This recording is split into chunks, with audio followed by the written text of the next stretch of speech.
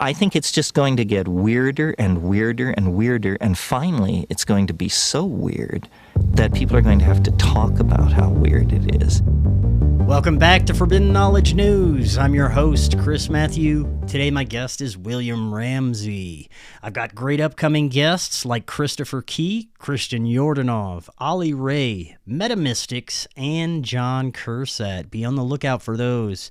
Also check out my films. Occult Louisiana is on Tubi. Doors of Perception is on Amazon Prime. I'm booking guests for May. If you have suggestions or you'd like to be a guest, email me forbiddenknowledgenews@gmail.com. Today I want to welcome back to the show William Ramsey. He is an attorney, author, and researcher. Graduate of the University of California, Berkeley with a degree in history. He has authored several books and produced documentaries. William, welcome back. How you doing? Doing great, Chris. Thanks for having me back. Glad to be with you. Thanks so much for coming back on, man. You've got some great information to share. We're going to get into some of the revelations brought to us from the Epstein files.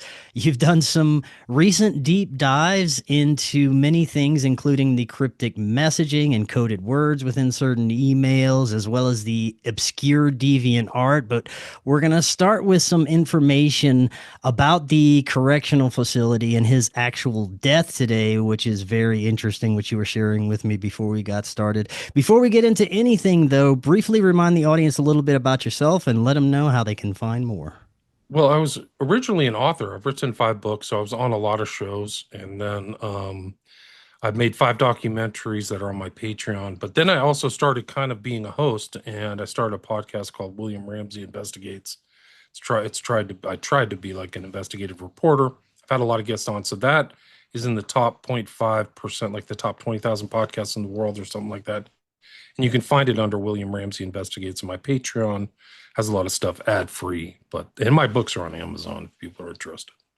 Excellent. I think today we should start with some of the information you were sharing with me right before we got on about the quote-unquote suicide, the footage that was found, and some of the behind-the-scenes information that you got from the files themselves that I have never even heard before. So where should we start with that? Well, we can start with what we were told publicly. He was arrested. He was only arrested by himself. He was just a pedophile, not part of some larger group. And he was arrested at Teterboro Airport in New Jersey on July 6th and put into what was the MCC. It's kind of famous in Manhattan. A lot of famous people have gone in there. I think one of the Mexican cartel members, and I think even Maxwell was filtered through there. But he was put at the MCC, the Metropolitan Correctional Center, and that was July 8th. And he started, he was there, and then we heard that he tried to commit suicide. That's what the public was told on 7/23, so that's July 23rd. And then he supposedly successfully committed suicide on August 10th of 2019. That's what the public was told. What's inside these files is way different. There's a fully different narrative, and there was a lot of investigation done by the authorities that, to my knowledge, was never revealed to the public. And this is, if you can see this on the screen share, this is their own internal death investigation, and it's from the field office. And you can see this EFTA number. This is how, in huge kind of cases with a lot of paperwork, they're called Bates numbers. So you can correlate this. If you go to the justice.com or .gov's thing, you can just type in this EFTA 00161 or any of these Bates numbers and pull up these specific documents. So this document, to my knowledge, was never made public until these files were released. The most latest tranche or release was, I think, January 30th, so fairly recently.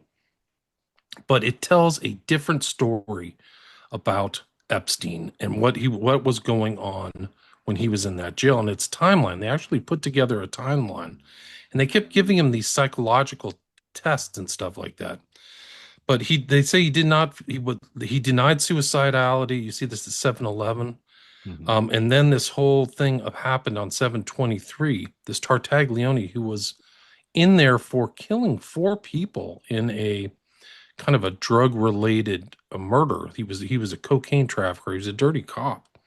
And it's very strange to have this guy who is a big giant guy on steroids with Jeff Epstein. He But put him in the same cell, right? yeah, same cell. Wow. And Epstein told officer that Tartaglione tried to kill him and had been harassing him. Tartaglione claimed he'd been asleep and woke up to see Epstein with a string around his neck. So like these different stories, he's telling people he's being killed. They're trying to kill him, but then they put him on suicide watch, right? And then if you go down this, he keeps denying these things. 723, 724. Epstein denied suicidality. This is 24. I have no interest in killing myself. It would be crazy. Although he was depressed and happy. On the 25th, he denied suicidality and said he was too vested in my case to fight it. I have a life and I want to go back living my life. Now, if you remember when he was arrested back in 2007, he got out and was given kind of like a slap on the wrist. I mean, he was a felon, but he was able to like go home to sleep and stuff. And he had to report as a sex offender, but he might have thought that he was going to come out the other end.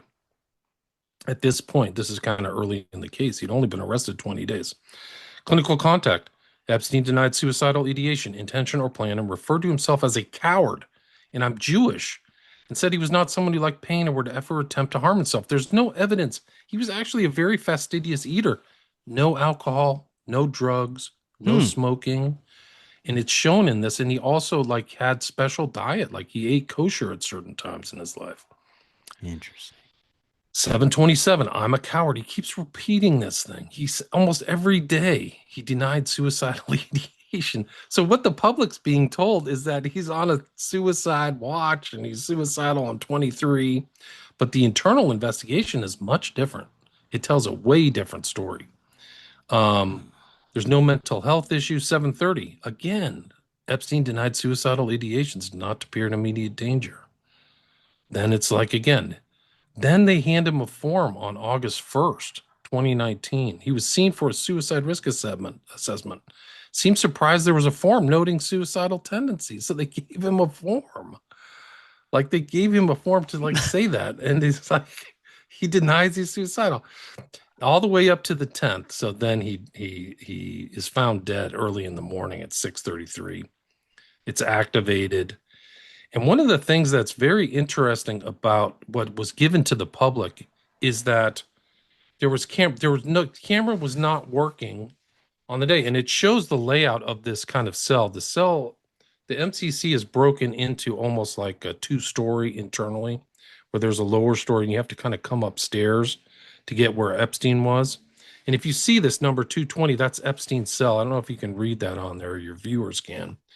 But that camera at the end of that corridor was not working on the night that he died. And what the public is given, and there's actually a link in the federal documents, is the camera that shoots out all the way over the staircase into this part away that's away from his cell. It's not his cell. So what the public saw for 10 hours, they're like looking at nothingness. There's no camera evidence of a cell. They didn't say that to the public. Was the roided out Italian guy moved to a different cell before all of this? He was moved in and then out. It's very sketchy. This is the actual cell of Epstein. And that camera, if you see on the far left, that camera was not working. So there was no real camera on the night that he died. If you're listening on the audio end, come over to YouTube or Rumble. We got some great visuals here. These are consistent with other pictures of Epstein that I've seen. He had a kind of hairy body, and you can see on this, his neck looks like he has a deep contusion on it. If you look in, this is 8:10. So this is the incident log. Why is somebody there at 6:30 a.m. with a camera? How do they know to take his picture? They also have him strapped down where his wrists are tied together in almost like a tie. Like, why is that? It doesn't make sense. Like, why are they restraining him? They seem to be working on him, and the indentation on his neck is not consistent with something like what he used, which was a cloth, supposedly a cloth piece of his shirt or something like that. But he's tagged, like he's bagged and tagged. This is supposedly what caused that injury. right there, right? Yeah. This is supposedly it. I mean, I guess if it was tight enough, it's hard to tell though. The autopsy shows that he had broken things. It's called a hyoid fracture. It's something very consistent with strangulation, which Mm-hmm. is a bone in your neck, and that was broken according to this autopsy in this report. He also had two cartilage, like around your neck. There's cartilage, and those were also torn. You can see pictures of that here. Yeah. Some of that stuff is consistent with strangulation, but one of these documents are interesting because of the detail. Like somebody put a lot of time in this. This is like a 118-page document that's in here. It talks about systemic failures, Tartaglione. I don't think the public has ever seen this. It And it doesn't sound shows. like it. This is the first I'm hearing any of this. Okay, good. Because I mean, sometimes I don't watch TV, so sometimes some stuff slips by me in the mainstream media. But you'll see these if I sent you the document so you can look through at your leisure, and I'm happy if you share that with your guests. Yeah, I'll have that in the description as well for everyone to look at. Okay, cool. It's very long. This is 1,000 pages, but you can see that they're showing the different angles of the video cameras. So they're showing these different things. And the video camera that was given to, and you can see this tier system. I told you it was 2 stories. It's really tier is a much better word. So there's a bottom and an upper tier, and Epstein was on the upper tier. And the SHU, Special Housing Unit within the MCC, he was on L tier, and that camera at the end wasn't working. And you can see the Epstein cell. They didn't show what they gave to what I'm trying to reemphasize, and it's unbelievable, but what they showed to the public, they didn't tell the public that isn't actually his cell. They led you believe it was a different cell. It wasn't his cell. His cell was his first cell. And if you're able to kind of go in, the person who was watching him was literally almost an arm's reach away. That's a desk. That's where this woman was supposed to be on the night of his so-called suicide. It's just sketchy on top of sketchy on top of sketchy. Yeah. Nothing about it makes sense. And you would think at such a high level facility to even have one camera down, that seems super sketch to begin with. Especially with that high level of a thing. Like if you remember at that time, he was all over the news. Yeah. Like he was all when he was arrested and people, but I think it showed these internal documents show with clarity the cell and what kind of what they allege happened on that night. So they have all this pictorial evidence, pictures, layouts, accurate layouts. Like this is what we're told to the public. This isn't even the right camera. It's not the right camera you can see Epstein's cell. It's not showing his cell. So when I first saw this, maybe the public has a different thing, but I would assume they're showing us his cell. They weren't. What they showed to the public isn't, they put out like 10 hours of something like video that wasn't it. So this is the non-recording camera. It says right there, non-recording camera. That's over his cell. Like, fix it. You know, it's just like this doesn't make any sense. It goes on, but there's so many. One of the interesting things is how many pictures there are of Jeff. So this is the first suicide attempt. They have it all down. This is 723, 120 in the middle of the night. Type of incident, possible suicide attempt. He's asleep. He's been drugged or something strange is going on. Yeah. He's in something other than a conscious state. Right. Is the way I would term it. Yeah, he looks like he's passed out. And they took tons of pictures of him trying to figure out what's going on. And then you can see this guy, Tartaglione. There he is. Nicholas Tartaglione. And there's pictures of him when he's not in jail. And he is just he looks like an animal, dude. He has huge muscles all over. Have you seen the pictures of him out of jail? No, I haven't. Oh, okay. Maybe we can find him. But you can kind of tell that he's a bodybuilder just by this. I think those are his delts, right? Yeah.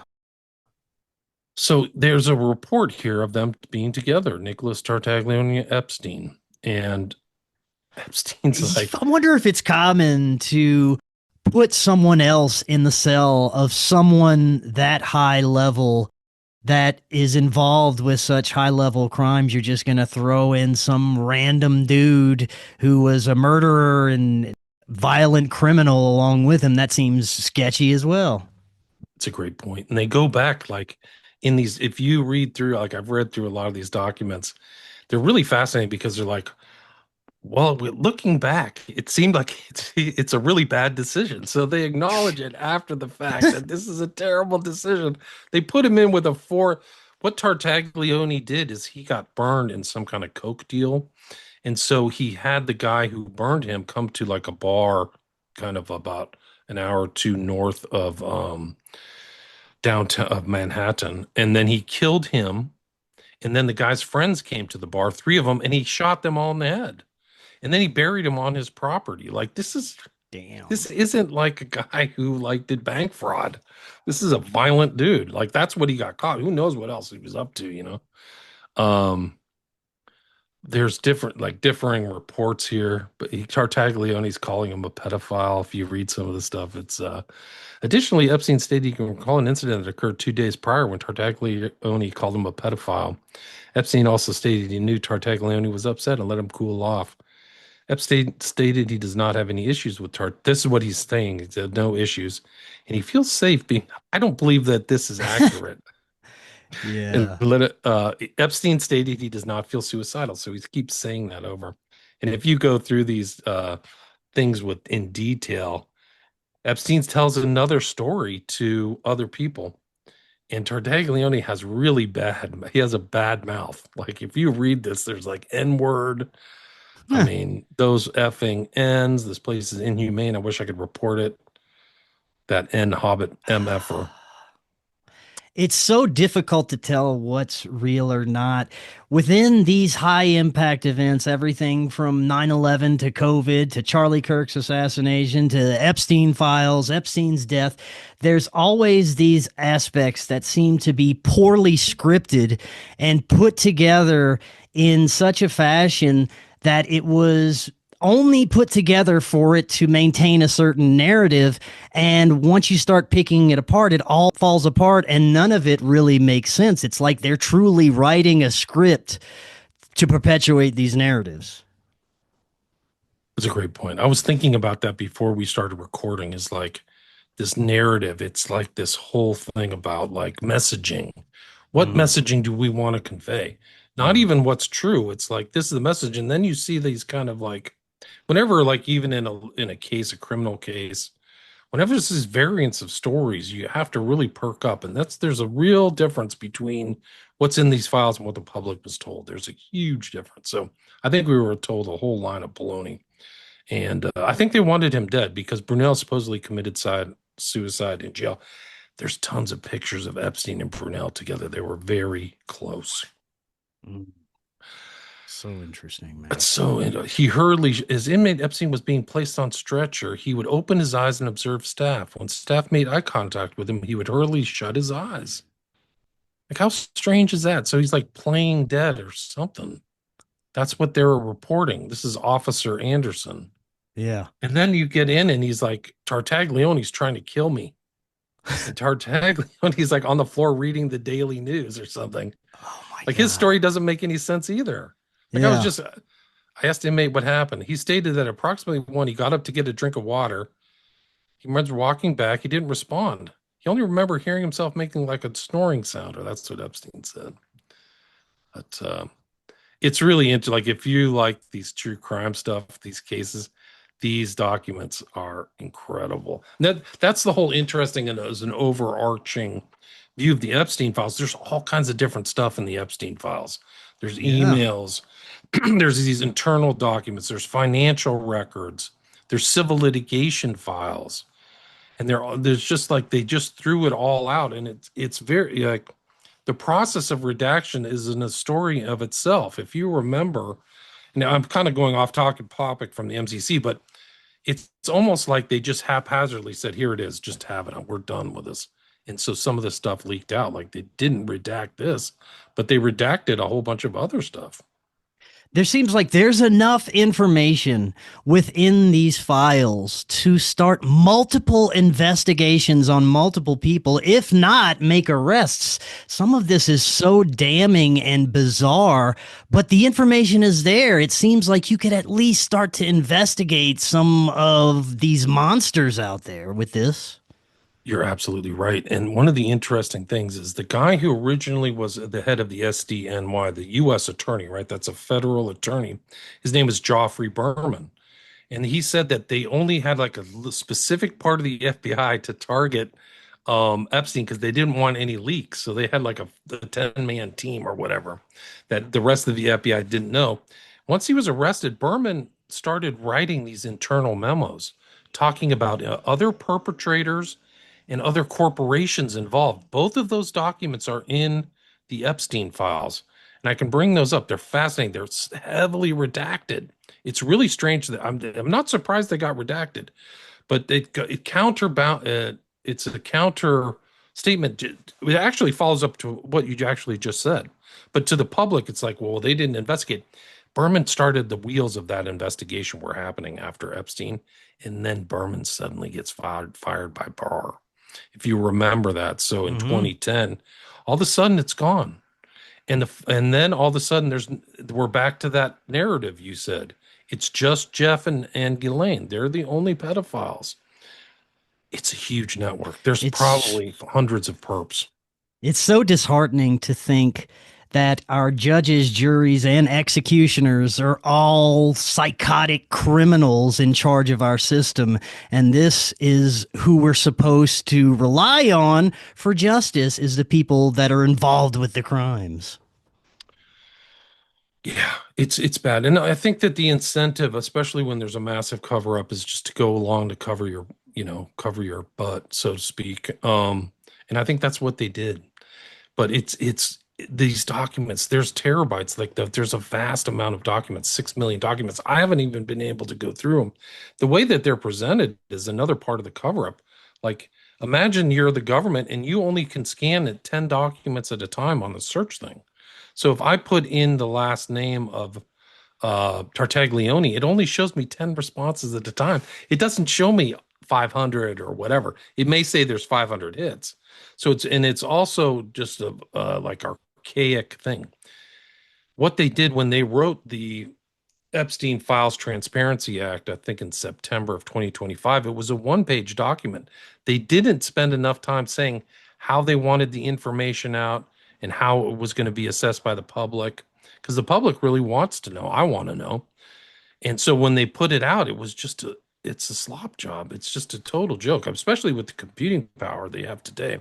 They could have done just some kind of data accessibility that's very advanced, but they chose to do something like a Radio Shack version or something like from 1980. It's crazy. Yeah. It's absolutely crazy. So you think he's more than likely really dead? It seems like it'd be easier for them to just off him than keep him alive and hidden away in Israel or something, but who knows? He did go to Israel. When he first got arrested, one of the strangest things about Epstein is he got on a plane and went to Israel, which is very weird, especially when he was being investigated for a felony. He left the country. So maybe he wanted to get out, but I do think that there's too many people that didn't know they were being blackmailed. They just thought Jeff was Good Time Jeff. Yeah. They didn't know that he was like videotaping. And so then that started coming out. Oh, Jeff videotaped me while I was there with that 10-year-old girl. And one of the other false narratives is that Jeff just like young girls. There's stories of like 5-year-old kids getting raped, babies disappearing, literal diaries of teen girls going, "Where's my baby? Am I a baby incubator?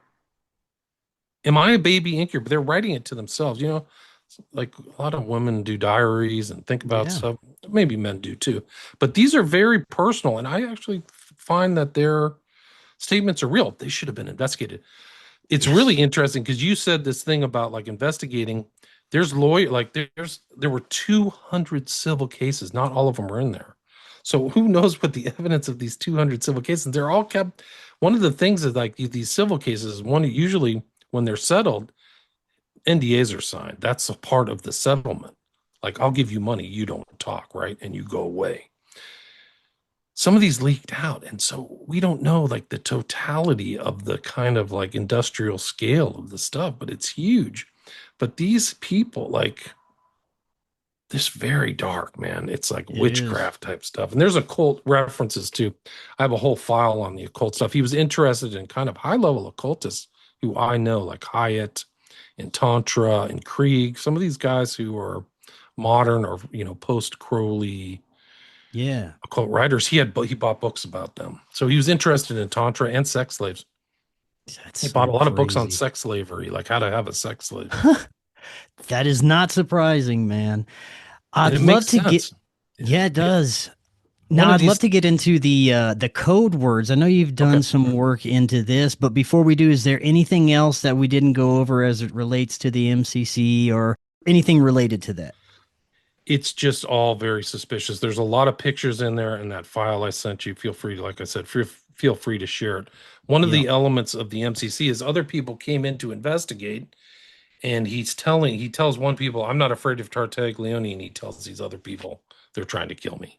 Yeah. Tartaglione's trying to kill me. So it's very different than what we're told and that's what you'll see through these Epstein files is it's actually like taking apart the word you use, narratives, or what I call messaging, this kind of like what's going to work for the public, how are we going to put this through like a test group or something like that. The Epstein files just totally degrade and erase kind of what we think we knew about this whole situation. Yeah, it's absolutely nuts. It's I wanted nuts. to get into the code word because this is huge as it relates to speculation online right now. Many people think that most of the code words being used relates to extremely horrific crimes against children. I'd love to get into some of the evidence that you've come up with. There's a lot of strange code words, and some of them correlate with the investigation with the Podesta emails. If you remember, this was an important thing in 2016, was the Podesta emails during, I mean, it's crazy that these releases have influenced our political system, but they really have. And it's what happened is WikiLeaks with that young, allegedly, I don't know if it's true, the kid from Omaha, Nebraska, who ended up suspiciously dying. Mm-hmm. Those were released, and then it became known as Pizzagate because people went through the Podesta files and went, what are all these weird words? What are they always talking about pizza all the time? So in these things, the same thing. There's pizza. There's weird references to cheese. The same Beef jerky. shrimp. Yeah. Jerky. Like I could do a whole show on jerky. Mhm. These guys have private chefs. One guy's name is like David Perry Lang. He's a known chef. He like literally flew around with Epstein. So there's pictures of them in the picture files. I have a whole new, like I downloaded every picture in a long format. They kept them in 100 picture sets, and you can go through them and watch Jeff. He's never cooking. He never. There's somebody behind him giving him a plate or a salad. So he's a very fastidious like a selective eater. And these guys are rich. Like he's got hundreds. He can eat whatever he wants. Mhm. Why does he have all these strange coded phrases like grape soda and pizza? Who drinks grape soda? It's a kind of like an urban thing. Yeah. Like I've had a grape soda, like maybe when I was a kid or something. Yeah, But when I was a what? kid, it's like maybe 10-year-olds will have some grape soda, not any adults that I know of. And when you like those files that I sent you, when you say they're using these terms and weird things, it's not like they're actually thinking about food. Like I'm gonna come over, we're gonna talk about business, and then grape soda and pizza or something. Like he's talking to that about his urologist. He Mhm. literally is like asked this guy is like a specialty with ED, like erectile dysfunction. And he's like, hey, Jeff, take this pill and then let's go get some grape soda and pizza. Like, how weird is that with a doctor? Like, Right. He's saying take an erection pill so then we can go eat pizza and grape soda. How much fucking sense does that make? there's also specific ones. Some people have found chicken parm. Like, they have this obsession with chicken parm. Like, why don't you just have your chef cook it? They want to go out and get chicken parm, and it correlates with child porn, right? So, Ugh. cheese pizza, chicken parm, and child porn, the same letter, the same alliterative phrase, I guess is the way you put it. Oh. And so we don't know how deep it goes. There's really racist stuff in here. They had something like going out for a snipe hunt. You can see it on the files I sent you. Snipe hunt for moon crickets, which is moon cricket is a very Yes. racist term. I don't even know if I should say that. I didn't know what it was, but it's a very racist term from like the old South. Yeah. And so they're snipe hunting for black people. Are they hunting black people? And there's weird thing about deer. There's a couple things that like the island, if you remember Little St. James, it's not that big. Mhm. And there's like weird things about deer. Like, we got to get the deer off the island. And they went on a night hunt for deer and they put them on the boat and crashed the boat. But they're like, we got to get these deer. Who feels an emergency to get deer off the island in midnight and then crash your boat because you can't see? It doesn't make sense. Like, I can play that video for you, but Yeah, like yeah. there's a weird video, and it seems like like, why wouldn't you, like, if you have a nuisance with coyotes, you hire a hunter or somebody. Like, you just, like, why would you worry about the deer? So much Doesn't make sense. documented incriminating things that were sent through emails. I'm wondering if these people were just that entitled and they feel that above the law that they can include vague code words about some of the most horrific crimes that a person can do and feel like they're going to get away with it. Or are they just naive and stupid because they've been in that realm for so long they don't think they can get caught? He avoided like criminal prosecution for 40 years for what he was doing. And he told things. One of the other interesting elements, which is a whole nother show, but if you remember when Berman arrested Epstein, they had this like press conference, and he had a board and he was pointing at the board and all this stuff. And Berman, they go down the board, he goes, if you have any information about Epstein, call this number, right? So it was it was a number for intake at the FBI. Well, most people didn't use that number. They just thought he was joking. They got hundreds of calls. And all those documents are in the Epstein files. So you just have this huge tranche of people going, hey, I know this guy. He was operating in California. Hey, this guy was in Mexico. He was in Juarez, different things. Mm, He was hanging out in this is important to you. He went to some conference in New Orleans where Jimmy Savile was there. And he was interesting. with a blood drinker from Switzerland, like weird stuff. What? Yeah, I'll send that one to you because I know you're from Louisiana. Yeah, yeah. And close to New Mexico, a lot of New Mexico stuff. So people are telling. So when you stated earlier, like, why didn't this investigation take place? It was covered up. It was scuttled, I think. Yeah. This is an interesting one, these code words. This doesn't make any sense. Sorry to hear that. Did you eat something bad? What is it? Jeffrey Epstein. Thank you for your concern, not food, people.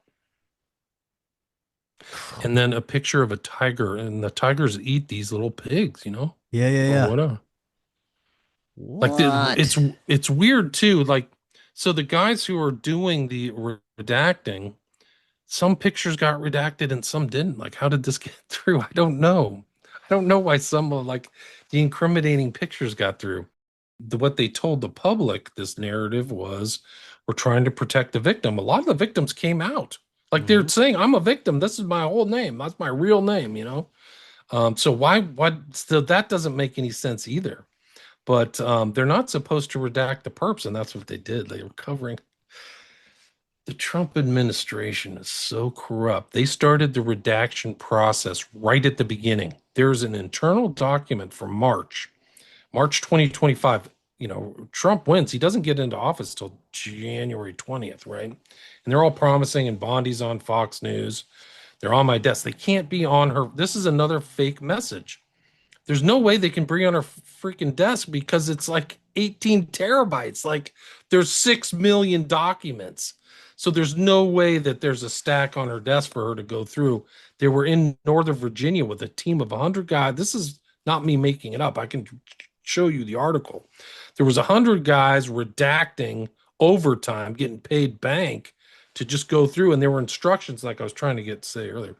There's instructions in March on who to do the redactions, and it literally says redact all presidents, celebrities, and possible perpetrators. So the Justice Department was involved in redacting important people from these files. So some of them, the unredacted. Oh, who has the unredacted files? The Trump administration, right? Mm-hmm. So they give the public the redacted, they keep the unredacted. Who knows all that information? Who's looking through it? Who are they playing Trump about it? I don't know. I have any idea, but something tells me For people who don't know, Blanche, when they came out, they were forced to release these files to the EFTA, or so they would be breaking the law because it was a congressional legislation, right? So they had to fulfill the requirements of this one-page EFTA, the Epstein Files Transparency Act, which isn't transparent at all. But when they came out, Blanche said, we have 6 million documents, but we're not releasing. I can pull up this video. We're not releasing 2.3 million documents because they contain elements of death, torture, and child porn. Like he literally said, the new term is CSAM, so it's child sex abuse material. He literally said that in public. So they only release half the documents and the other ones aren't released. It's just, you can't even believe this stuff, man. But the code words, get back to you to kind of bring it around circle. But there's a lot of creepy code words between him and his friends and Woody Allen. Like I'll show you this one with Woody Allen. This is just crazy. Like Woody Allen's like, he's like hanging out with celebrities and stuff. Oh, he's like, you eat the people. Oh, here it is. Oh, thanks. Let's see. To the ejections, I don't like waste. And then Woody Allen or Jeff says, because you also eat the bones providing fiber. I don't like waste. At least I'm thinner. Thanks. Oh, hearts. He's talking about Idi Amin. Idi Amin, he didn't just cause a heartburn. He ate them. Hearts. And then Woody Allen, thanks. At least I'm thinner because you eat the bones providing fiber. And then response, I don't like waste. What the hell is that? Yeah, what is that? Oh man. This is and like I said, you can just check these documents. EFTA 00781-929. You can check them yourself. I gave you that PDF. Feel free to share it with your audience. I don't mind. It's so hard to imagine how extremely wealthy and depraved someone has to be to go to lengths of cannibalism. They must have gone through every other depraved act before that and gotten bored with it until they say, what else can I do that's more horrible than beating a person or raping a person? Maybe I could kill them and eat them. That'll bring a thrill to my life. And that seems to be what's going on with these extremely powerful people. They just run out of things that give them that thrill, and they have to move on to more horrific and depraved things to get that thrill again. I think you're right. I think you're right. And it is a historical evidence. If you look at like Madame Bovary in Czechoslovakia, where she bathed in blood, like she got away with a lot, or Gilles de Rais, it's a part of elite depravity. Gilles de Rais was like the most powerful, he was the Marshal of France, which is like the top military guy. But they think he killed like 500 boys, you know? And so, and like did horrible, unspeakable depravity. So I think that Epstein was like that. Like he couldn't get his kicks anymore. So it was like eating people. I do believe that they're involved in cannibal. The chef that he used, and there's these emails to the guy's name, ran a restaurant in Manhattan called Cannibal. Like they weren't even hiding it. And then you see the connection. We talk about this kind of like thing of like influencing elections. The Epstein files were very important in this most recent election. At least they kept talking about a list because they didn't know what was in the totality of the files. So like, where's the list? And then they put on a list. The list isn't it. It's just the totality of the files in the network. But the tie between the Podesta files and the Epstein files is Marina Abramovich, who, once they read through the Podesta, like, oh, we're meeting up with Marina Abramovich, and she's going to do blood rituals, and she does these fake cannibal things, right? So she invites these celebrities. There's pictures of it where they're eating a cake that looks like a person, or they have a head poking through the thing. Well, back in Epstein was part of this kind of what I believe is an influence operation. It's called the Edge Foundation, and almost every like tech overlord you can name was involved in this.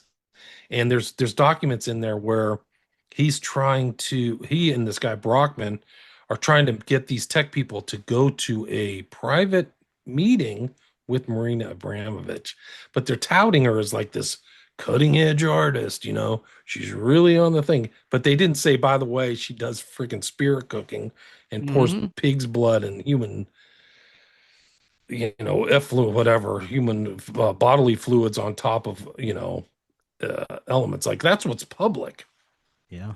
So I think you're right. Just to kind of expand on what you said, I think they're depraved. There's like elements of vampirism in this. Like it's just, I and saw an image of what looked to be a human torso being served on a table that was also stuffed with some other various foods. And it was in the position of a Thanksgiving turkey with the legs tied up in the air. And it was extremely disturbing. It looked like it had been cooked, and it's surrounding the table are various very powerful people and celebrities. Have you seen this photo, and do you think there's any validity to it? I have seen, I think the one is like, looks like two chickens. Is that the one you're talking Yeah. about? Yeah, I have. I couldn't find it within the files, but it would be consistent with these other things that are in there. The DeviantArt, the shrimp thing of like the kids. And it ties in, if you remember the Podesta, he had that picture up on the wall of like people cannibalizing somebody on a table. If you remember that. Yeah. So Yeah. and his brother had all that weird art. So I think that, when you look through Epstein stuff, he had close relationships with known kind of what could be, I call him deviant. I don't like the word degenerate because it sounds kind of too Naziistic, but I would call them transgressive artists. One of the guys' name is Serrano, who did the artwork for Metallica on their album covers. And then another one is this guy Coons, who you can do a whole show on his kind of elite. I mean, people pay through pay hundreds of $1,000s for this art. Mhm. And so these guys are all, the Epstein network is very much involved in art and transgressive art and relationships, like long-term relationships. There's emails back and forth between Epstein and Serrano, all the way up until 2018. So 2010 to 2018. And also their connection to these artists and like wealthy, famous people. Like Serrano's asking Epstein to set him up with the Pope. He wants to meet the Pope. And he also is Huh. telling Epstein he's going to Cuba. He's Cuban. Serrano's Cuban. And um, he's going to Cuba to meet like Raul Castro, Fidel Castro's brother and his son. Like, whoa, you're really connected. So you're Yeah. friends with Epstein. And actually, one of the interesting elements of Serrano is like, if you remember Piss Christ, do you remember that art? Do you ever hear Vaguely, that? yes. It was kind of like the right wing in the U.S. got freaked out, like this sacrilegious. That was the guy who did it. Was this guy Serrano, who's friends with Oh. Epstein, and he did this other. But one of the interesting things, the last picture of Epstein was taken by this guy Serrano, and so it before he got arrested. He was supposed to do a portrait, like a painting portrait, but he Hmm. took his picture, and it's in these like references, and of course he distanced them. They all distance themselves from Epstein, Bannon and Lutnick and all these other people, but it's a Yeah. huge network. That's really what you see beside even the stuff that's unredacted. You see this kind of deviant art, this fixation on like the massacre of the innocents, which is just crazy, which is this episode in the Bible where, Christ is born in Bethlehem and the wise men of the king say, yeah, and according to prophecy, he's going to be born there. And the king says, we'll kill every child under 2 years old because I don't want him to survive. And so the massacre of the innocents is a depiction of that. Epstein wanted a 9 by 9 of that depiction of the slaughter of these kids, and they put it in the entryway to what I call Hell Ranch, is the Zorro Ranch in New Mexico. Mm. Yeah. That's one of many. If you remember the blue dress of Clinton, Yep. you had that. There was another artist there. It's in the files that I showed you. It's just like he was really networked within. And the thing is that artwork functions for a lot of these rich guys as collateral. So Yeah. what and money laundering too. Money laundering. Yeah. Yeah, so they'll give people stuff from like there's things in the files of like exchanging antiques, so people get an antique somehow. But what they do, what the elite does, it's tax free too. So it's like a Yes. tax evasion scheme, but they'll get a piece of art. Let's say it's worth 25 million, or they'll get somebody to appraise it at a high rate. This is what I think, in my opinion, Hunter Biden was doing. Like his art slop, like I wouldn't buy it, but he gets it appraised for 500,000. And then if that appraisal is good, he can go get a loan from a bank on it as a collateral for 100,000. So if he just makes an art and gets it appraised, he gets a loan. And if he reneges on the loan, they can just take his piece of crap art. Well, they do something like that through these high end, very, like there's talks between Epstein and people about like Leonardo da Vinci paintings and things like that. And this is actually very similar to what's going on with Podesta, as they're involved in it. Alephantis was involved in the art world. And so they get those and they put them in, and it's a tax-free thing, and then they do loans on them. And then they can finance their business or their illicit stuff. And there's a lot of, I mean, I don't know if the financial kind of analysts have really gone through Epstein, at least not to my knowledge, but I think there's going to be a lot of that stuff discovered. Yeah. And he had $80 million in the stock market. So he was definitely involved in the market and making bets, shorting stocks and putting puts on bets based upon information he got. That is so wild, man. Well, you mentioned his interest in the occult, these strange gatherings that they would have with spirit cooking and ritualistic activities. Also, in the email that you wrote me, you mentioned eyes wide shut style parties and things like that. Talk a little bit about what you've uncovered regarding some of those strange occult practices. They literally mention eyes wide shut in these things. Like, do you have an eyes wide shut party? And there's people from these documents, like I can show you, who this one woman was in Eyes Wide Shut, and she's in the files. Wow. She's literally an actress. Let me see if I can pull this up. But the overlaps are to me are pretty obvious. This is the woman's name, London House. She's literally sending something about some of these things, like I was in various movies, only small parts. Though the last movie I did was Stanley Kubrick's Eyes Wide Shut. There she is right there, London House. Wow. But there's also these secret societies and all this stuff in here. So there's, all this Eyes Wide Shut references. There's also a secret society that's revealed that I never heard of called Zodiac, which only had 12 members. But one of them was Tom Brokaw. So, like, there's a secret Tom Brokaw, who's like interviewed every famous person and politician, is in the secret society network, right? Yeah. And they're moving people around. And Melania, who strangely came out and gave a speech, like, this is so strange, without her husband, totally solo, saying, I'm not involved with Epstein and I want it investigated by Congress. Yes. Well, she has this 8-pointed Star of Ishtar. She literally, you can go watch it on her website right now. You can go buy it. And there it is. Like, this is Alice from Eyes Wide Shut, literally like eclipsing or occulting the Star of Ishtar. Yeah. Tom Cruise. And one of the other interesting things in correlations is this magic circle. So to kind of a casual observer at the end of the show, which is about Eyes Wide Shut is about a pedophile network. Like, it's literally about, it's part of the element of the entire show, and it involves Helena, excuse me, who's bottom here. The red-haired Scarlet Woman, both red hair, by the way. Yeah. This magic circle on the bottom left, people at first glance would go, oh, that's a nice board game. It's actually a real group of magicians. And King Charles III is actually a part of it. And also David Copperfield and David Blaine. So these are well-known magicians who are also part of this magic circle. It's a real organization. This is Ecosphere from Twitter. And Copperfield has a very sketchy background. And that's not my opinion. There's like other people, like he had his own island. Oh, So yeah. this own island network included Epstein, Peter Nygaard, the guy from Virgin Records, Copperfield. Like, these people are different than the, guys working 9-to-5 jobs. But this magic circle is really something else. And then there's the drugging, like Epstein, people believe Epstein was drugging stuff. So there's stuff about amnesia. He was studying mental states, and he had a lot of kind of sophisticated people around it. I don't think he was sophisticated. He did not have a college education. He did teach at a private school, but he was exposed to this network, and I think it kind of blended off. So there's Blaine.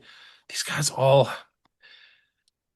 they just have sketchy backgrounds. This is this beautiful girl. She ended up dead jumping out of a window. In Eyes Wide Shut, if you remember, one of these people involved in the cult ends up mysteriously dead. And this was this girl. Like, she had everything in front. Her name was Ruslana Korshinova. And, the police called it a suicide. So it's like Eyes Wide Shut or Chinatown, where like this girl decides to, on her 21st birthday, jump out. Yeah. And he's asked about death. Bondi's asked about it here. There's also another strange death in Kiefer. This was the releases. They did two different releases. They released 500,000 pages in late December, and then the main stuff was January 30th. But then the first release in December, they found something in this latest batch. It was a tip that came. I told you about those tips that came into the FBI. One, like on the phone call, the phone number. One of them was about this girl who died, and they've actually followed up, and she supposedly shot herself, and they even have her name. Her name is oh shoot, it's on this EFTA thing, but they're like literally like, called the police. Incident is I can't. They will kill me on Christmas Day. Contacted state. She in fact called the police. Did not hear from them. They reached out stating he was dead, and she was found with her head blown off in Kiefer, Oklahoma. Officers on the scene stated there was no way it was a suicide. The coroner said it was a suicide, which is just like Chinatown. If you watch Chinatown, they just like, oh, suicide, or like write it off, accidental death. Yeah. It's kind of interesting. They said the same thing in this. I think they called this girl's death in Eyes Wide Shut suicide. So have you looked into any of the testimony from the Epstein victims that discusses being experimented on, having medical procedures, things of that nature? For sure. And there was one of them in New Mexico where she was put to sleep, and there were people who claimed that they had certain incisions done around the women, around their abdomen. And some of these files, like I mentioned earlier in the civil litigation files about these women, were talking about their babies gone. Like, it seems like they're put to sleep or something, like they don't remember it. And so how much of the experimentation or things like Epstein was looking into that stuff. Yeah. He was curious about amnesia and mind control, and like different levels of mind control, and hypnotism and mesmerism. So how much of the experimentation or what they were doing to some of these people, I don't. Like you said, it's the victims' testimonies are talking about it. The one that I interviewed a girl about this book. I can't remember her name right now, but she believes she was experimented on in New Mexico. Gosh, I wish I could remember her name. She just published a book called Blue Butterfly. Yeah. I forgot her name, but she's on social media. This is just like Epstein, unredacted stuff, pictures of him with like infants and things, like very unnerving. Yeah, where are these infants coming from? I always see him with different little children around him. Who the fuck is bringing their children around this guy? It's very strange. I think this is a guy by the name of Glenn Dubin. So he seems to have a close relationship with him, and pretty stage. There's Barry Josephson, who lost his jaw. I think he was a actor or something. He was some kind of like film director, and all you need is a blood transfusion from the pack, and you reverse aging. So they're talking about blood transfusions and stuff, and then drugging. Scopolamine is another thing. Like, this is kind of like the truth serum drug. Yeah. He literally is talking about it. Ask Chris about my trumpet plants at nursery. They were growing scopolamine. It's called angel's breath, but they use it in Colombia, and it's a known thing. Like, if people travel to Colombia to like interact with prostitutes or easy, whatever you want to call it, woman of the night. There are stories about Western dudes or just men in general who are drugged and have all their stuff taken away. And then they come to a couple days later and they're like, what the heck happened? And Yeah. it's this angel breath scopolamine is the active agent. So Jeff had that. This is literally from his thing, trumpet plants. I mentioned earlier the massacre of the innocents, eyes wide shut type stuff. Stolen art. There's stolen art. There's Bannon with Epstein, kind of this oversized desk, almost ridiculous sized desk, with the same kind of features in the final. Well, one of these final scenes in Eyes Wide Shut, like almost the same kind of Yes. gilded pictures and Wow. wood And I heard panel. speculation that Bannon may be some sort of dark magician or involved with the occult in a very significant way. Have you heard anything like this? I have. They have, they had a very close relationship leading up to when Epstein got arrested. Bannon was kind of brought on board to kind of rehab Jeff's image. Mhm. And they spent a lot of time texting each other. And so these texts, you can just see these text things. Like I've done a show on it. I did it with Tommy's podcast. But they're like talking, and their references are not Christian. They are, you are Beelzebub, you emulate Lucifer, you're like Mesmer, all the stuff. Epstein calls him kind of like, treats him kind of like a dog, like attaboy, attaboy, Bannon. Like the way Mm. Epstein talked to Bannon, I would never let somebody talk to me like that. So he's kind of like putting Bannon down. But Bannon it seems to be like the guy trying to rehab his image. What I'm getting to is in one of these emails, they're talking about Dante's Inferno, Mm. which is, famous for the ninth level of hell, right? Mhm. And they're talking, and Bannon's in Europe. He's going to Brussels, which is like the epicenter of a lot of really dark occultists, and is the head of the EU, where they're building like a building kind of like the Tower of Babel and the Dutroux affairs there. And they're talking about it. And then all of a sudden, Epstein says the ninth circle, and then they stop talking. People who know some of these secret societies they're talking about, there is a ninth circle secret society that involves human sacrifice. So I think that they actually were.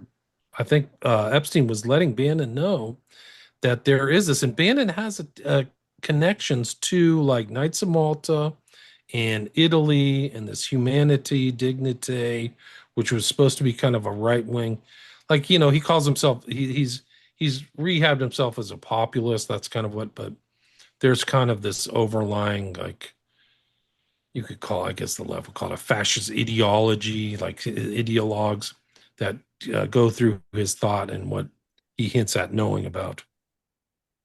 But the Yeah. fact that these secret societies, there's a secret society in the UK called Killing Kittens, which is another one, which is not very like family friendly name. So they're mentioning a lot of the secret society stuff. So how much of Bannon is he involved with the occult?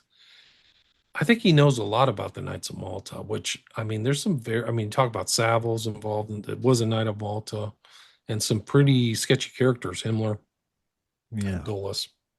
There's a guy who wrote a thing about his occult bookshelf, so he's definitely involved in all that stuff. Here he is, like sending something to Jeffrey. I told you about one woman in New York who's working with Tantra. Is it possible to visit her? I will ask if Huh. she is there. So they know, like he's a connections guy. He really is. Like his Rolodex, or I don't think they have Rolodexes anymore, but he's like really communicating with a lot of people. Yeah. From And- from Jeff talking about Kundalini, prostate massage. I couldn't find anything about one of the reason people think he was switched out is that he had a prostatectomy, which is they cut your prostate out. But I couldn't Huh. find evidence of that in the files. Some of this stuff is being released as a demoralization factor to have society become desensitized to this information to where eventually everybody has heard so much horrific dark stuff that they're just give up and say, that's the way it is. You can't do anything about it. They're too powerful. They eat babies. They're Satanists. What are you going to do? You just got to live your life. It seems like part of what is occurring with the slow release of the darkest information about people that will never answer for their crimes, it seems to be part of the situation here. Sure does. It sure feels like that. It's like Eyes Wide Shut in Chinatown. We're like, it's Chinatown. This is the way it is. Yeah. And like, it's interesting. Chinatown has all these themes that are like analogous to the Epstein files. Like this rich guy, he's kind of a Luciferian. He's involved in market manipulation. People end up dead in water. There's murders. There's incest. Like, it's really rough. And I feel like that's what's going on in this. And I think that this network, they really concealed themselves. Like, this was their exposure, because the Trump is very much in these files. Like, I could do a whole show on Trump. Like, he is lying through his teeth. I mean, he's a liar, but I mean, he when he says I'm not in the files, it's just a complete joke. So I think that these guys have gotten away with crimes for decades, and I think it's a real social problem. Like, I was thinking the other day, we need to bring back witch hunters, because it's like these people are like witches among us. Like, whoa. Yes. With all the information that is surfaced and the lack of justice that we've been seeing, do you think it's possible that within our lifetime that anyone in these high levels will eventually answer for some of these crimes? There would have to be massive political change. So, I mean, I think that what's happened is this corrupt network has put its people in there. So I think Biden was one of them, Trump, Bush for sure, Bush Jr. and Senior, who's mentioned in this, like eating cannibalism too, George Bush Senior, whether that's true or not, you know. But I think that they're like, Trump was one of them, and he just disguised himself. So it would have to be some kind of radical change, like. But my answer, I'm not positive. I don't think so. Yeah. They can be tried in the public domain, you know, the public courthouse or whatever they call it. But I don't think they'll look into. I mean, these guys have too much at stake. They will fight to keep this stuff, you know, private. And I think there's so many dead bodies, man. It's really crazy. Yeah, we're living in wild times. You've done some great research. Keep it up. Before we close out, remind everyone how they can get a hold of you, find all your content. Yeah, I'm on William Ramsey Investigates podcast, 5 books on Amazon. You can buy them, signed copies of my books at my website, William Ramsey Investigates, and I'm on Patreon. I do a lot of stuff on Patreon where you can watch my stuff without ads. Excellent. William, thank you so much. We'll definitely be doing this again. Until next time, everyone, have an excellent evening. We'll talk again tomorrow. Watch Doors of Perception, now on Amazon Prime. Are you and your family prepared for an emergency? Maybe the fake alien invasion? Now is the time to prepare yourself and your family for any event. Check out Prep Starts Now. Their mission is to provide high-quality preparedness products that empower individuals and families to be ready for any situation.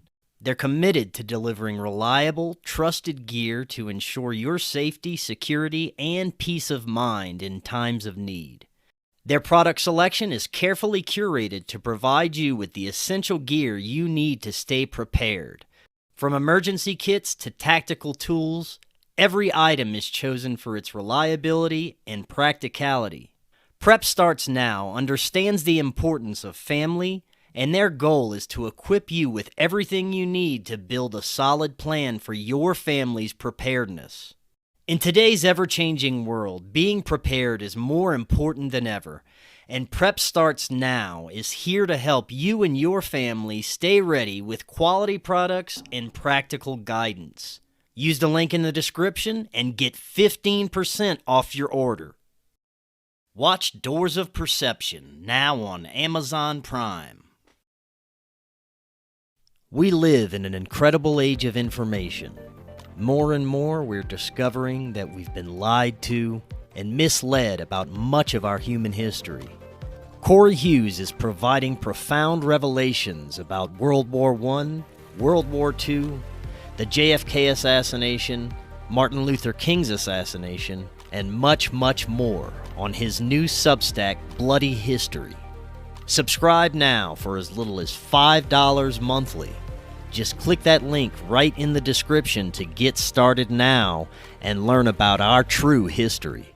Hello, friends. If you're looking to start your therapeutic microdosing journey, but don't know where to start, especially when looking for the highest quality ingredients, including nootropics, and what you'd expect from a true microdose capsule, check out our friends at Brainsupreme. They offer the absolute highest quality ingredients so you can start your microdosing journey, knowing that you're getting top-notch ingredients. To find out more, visit their website using that link right in the description, and you can get 15% off your entire order.